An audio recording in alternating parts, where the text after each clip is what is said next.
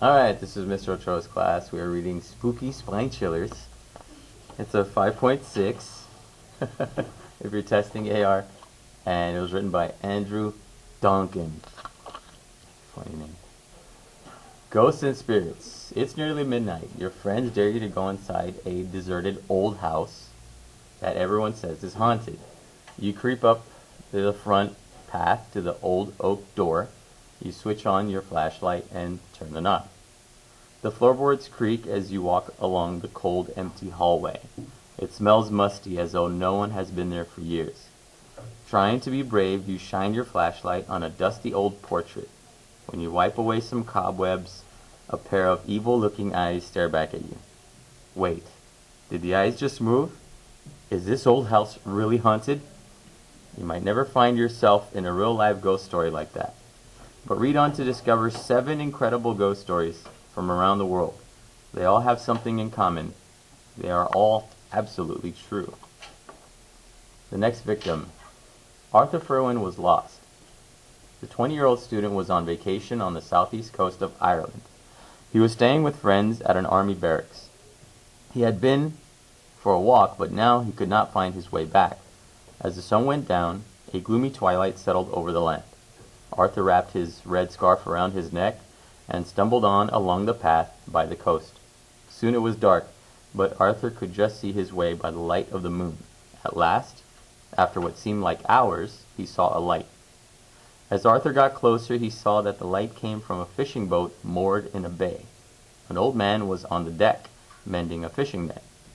Arthur explained that he was lost, and the man waved for him to step on board. Down in the boat's galley, the fisherman thrust a bowl of hot soup into Arthur's hands. Arthur bolted it down, but he felt uncomfortable. The man watched him like a farmer might watch a turkey just before Christmas. When Arthur had finished, the old man showed him to a cabin where he could spend the night. Arthur hung up his red scarf on the back of the door and climbed into the bed. He was exhausted, but each time he dropped off, he woke up suddenly to the unmistakable sound of someone sharpening a knife. Just after midnight, Arthur woke again with a start. This time he heard footsteps coming toward his door. He climbed out of bed and looked through the keyhole. There, walking toward him, was the old man. In his hand he held a large carving knife. Terrified, Arthur pulled himself out through a small window just as the cabin door handle began to turn. Arthur hid for the rest of the night. He found his way back to the barracks by the light of the next morning's dawn. Arthur told his friends what had happened, and they decided to go back to the boat together. When they reached the bay, they could see only a wreck covered with seaweed. The fishing boat of last night had gone along with the old man. "Perhaps you met the Dungarvan murderer," said one of Arthur's friends. "This is supposed to be his boat. He lured people aboard and then stabbed them to death with a carving knife. The police arrested him eventually." "He must have escaped from prison," said Arthur. "We should call the police." "It's too late for that," said the friend. "He was hung in Dungarvan more than 70 years ago. His last victim was a student, just like you." The blood drained from Arthur's face. How could the old fisherman be dead? He climbed inside the wreck to have a look around. Most of the timbers were rotten, and he had to cover his nose to block out the stench of decay. He was just about to leave when something caught his eye. On the back of a door hung his bright red scarf. The Phantom Pilot. Just before midnight on December 29, 1972, Eastern Airlines Flight 401 fell out of the sky. The Lockheed 1011 plunged to Earth and crashed in the Everglades area of Florida.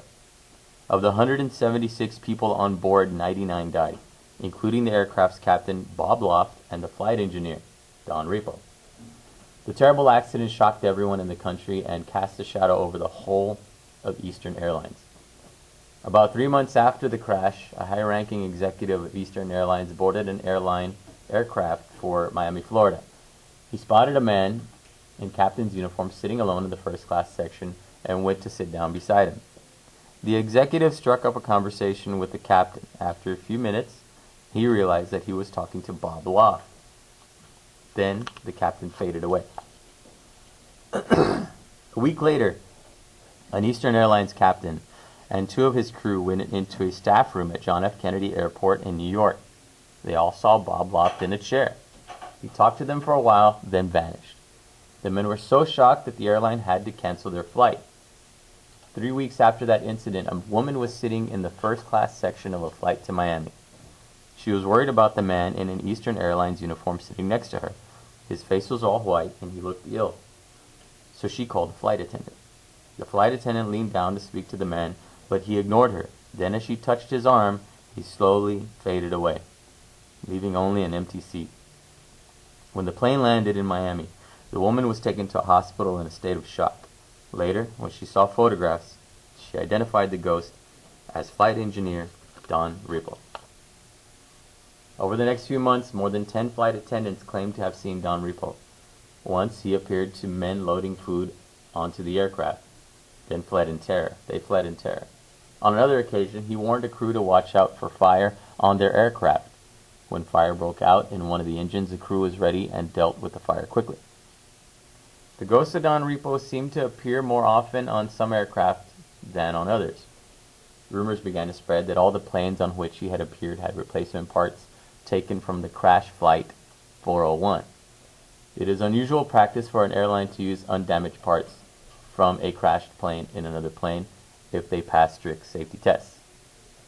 The stories must have worried the bosses of Eastern Airlines. They ordered their engineers to remove from their planes all equipment salvaged from the 401 wreck. It seemed to work. When all the 401 parts had been removed, Bob Loft and Don Ripple left Eastern Airlines and their aircraft in peace. No one has seen their ghosts since. A walk in the past. On a hot afternoon in 1901, Charlotte Moberly and Eleanor Jourdain set out from their apartment in Paris, France. They were going to visit the Palace of Versailles, which had been the home of the French royal family until 1789. The two women wanted to see Petit Trianon, a small palace in the grounds of the main one. As Charlotte and Eleanor reached the Petit Trianon, they both noticed a change in atmosphere. They felt as if they were walking into a blanket of silence. Everything was flat and distant. The women saw gardeners working in the flower beds. They all wore old-fashioned clothes, strange three-sided hats, and long coats. Eleanor and Charlotte continued their walk but began to feel sad. As they walked towards the palace, Charlotte saw a woman in a white dress sitting on a seat. She looked exactly like Marie Antoinette. As the women entered the palace, everything seemed normal again, and they continued their visit. Some days later, the friends discussed their trip to Versailles. Charlotte was amazed to discover that Eleanor had not seen the woman on the lawn, although she had walked straight past her. Eleanor returned to the Petit Trianon some months later. There were far more trees, and she remembered some of the paths that she had walked along with Charlotte were now blocked by brick walls. She asked the guide why the walls had been built so suddenly. The guide looked surprised at her question. The walls have been there for more than 100 years, he told her. Eleanor and Charlotte were sure that when they visited Versailles, they had stepped back into the past. Ghost Hunter. Strange things were happening at Borley Rectory in England. Moans and whispers came from the walls. Plates and candlesticks flew through the air. The Reverend Smith and his wife needed help. On June 12, 1929, Britain's #1 Ghostbuster, Harry Price, arrived at the rectory. He was a psychic investigator who collected and recorded scientific evidence of the supernatural. Price set himself up in the study with his ghost hunting kit. He had cameras and tape recorders for recording strange images and sounds, as well as flashlights and candles, so he could see things moving in the dark. Price sealed the door with tape. He dusted the floor with flour to pick up footprints and put a bowl of mercury on the table to detect ghostly tremors. He then set up movement-sensitive alarms to wake him if a ghost stirred.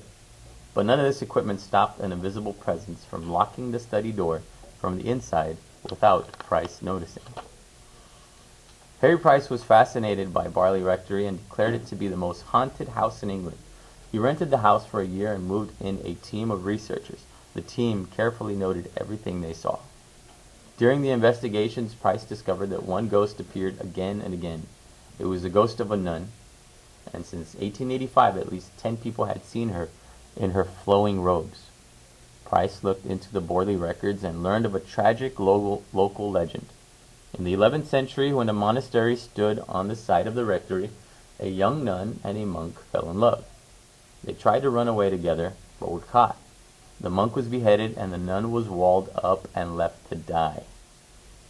Price's technical equipment failed to help him find out more about the nun, so he decided to contact the spirits directly. He made a planchette, a small heart-shaped board on wheels with a pencil pushed through it.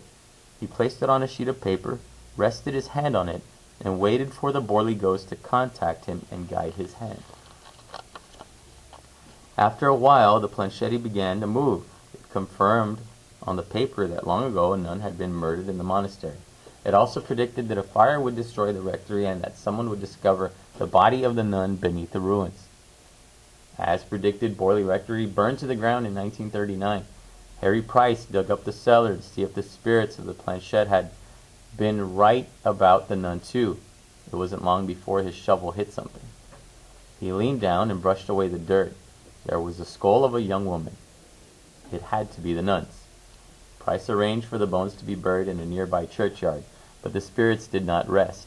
The ghostly shadow of a young woman in long flowing robes still haunts the old grounds of the rectory. Flames of the Dead. It was a hot night in June 1907. Peter Smith, an officer in the cavalry, was asleep in his army cottage in Delhi, India. Suddenly he woke with a jolt. He sat up and looked at his watch. It was 2:30 a.m. On the wall around his bed he saw the reflection of flames. Someone must be having a bonfire outside. Why were they doing it so late? Smith got up and went to the window. The lawn outside was empty. There was no sign of any fire. Puzzled, Smith went back to bed. As he drifted into a restless sleep, the flames still danced across his wall. On the following night, Smith woke up exactly the same time. Again, the reflection of flames flickered across his white bedroom wall. They seemed even brighter than before. The same thing happened on the third night. Then on the fourth night, the flames were larger than ever. This time, Smith could hear the crackle of a fire outside. Once again, he got out of bed. Although it was another hot night, he shivered as he went over to the window to investigate. Smith rubbed his eyes. This time, there was someone out there. He could see two soldiers dragging something across the lawn towards a blaze of flames. Smith went to find out what they were doing, but as he walked towards them, they and the bonfire vanished in front of his eyes. Smith thought that he must have been having a dream. The next day, he told his dream to a fellow officer.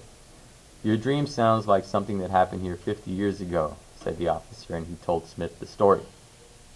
Two cavalry soldiers murdered their commanding officer and his wife in a cottage that stood next door to yours. At about 2:30 in the morning, they dragged the bodies across the lawn, then burned them just outside your window. It happened on a hot night in June. The Uninvited Guest.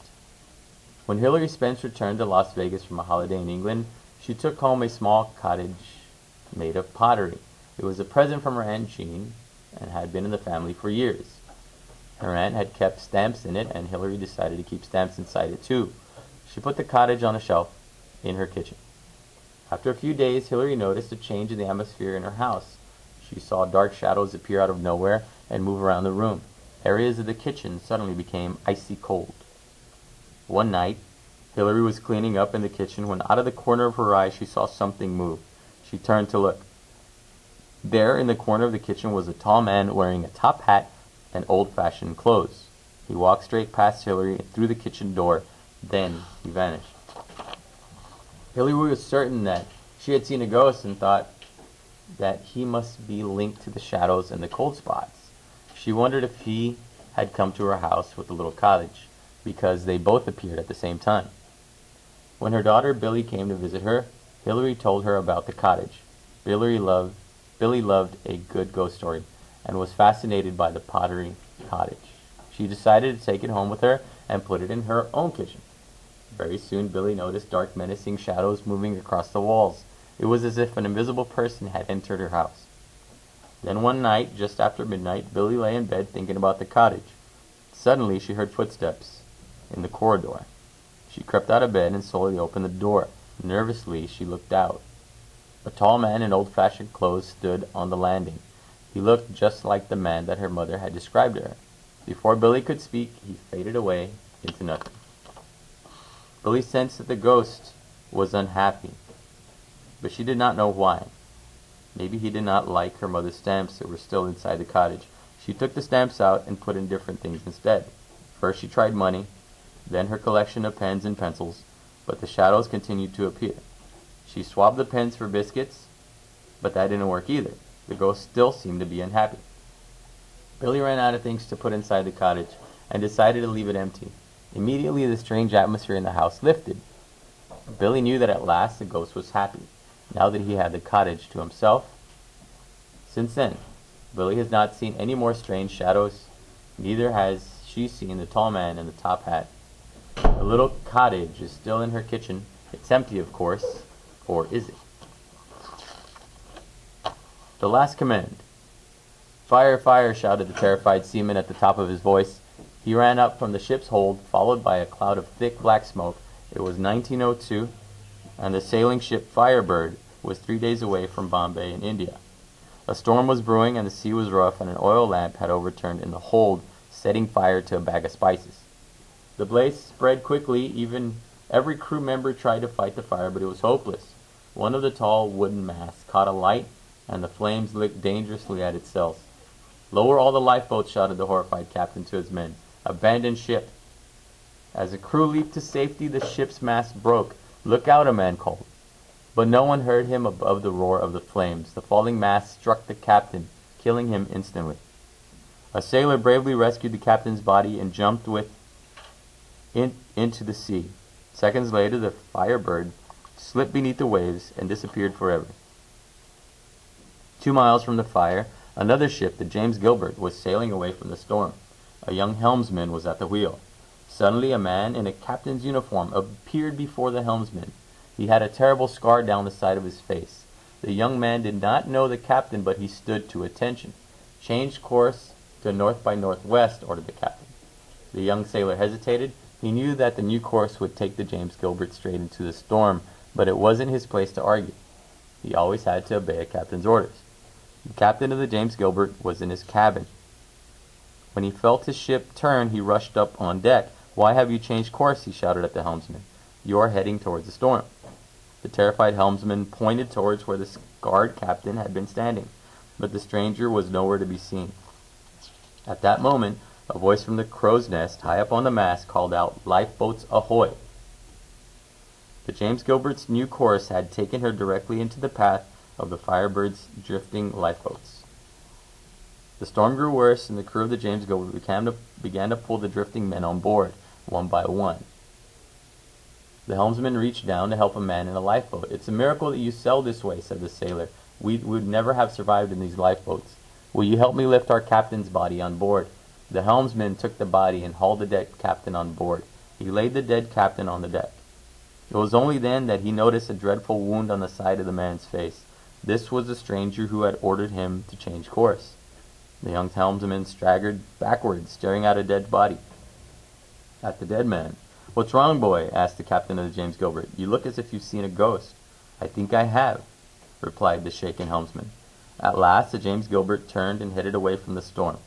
The crew of the Firebird was safe, but they knew that if it had not been for their captain, they would all have died there in the storm.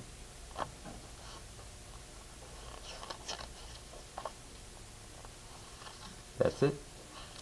The test is 47276.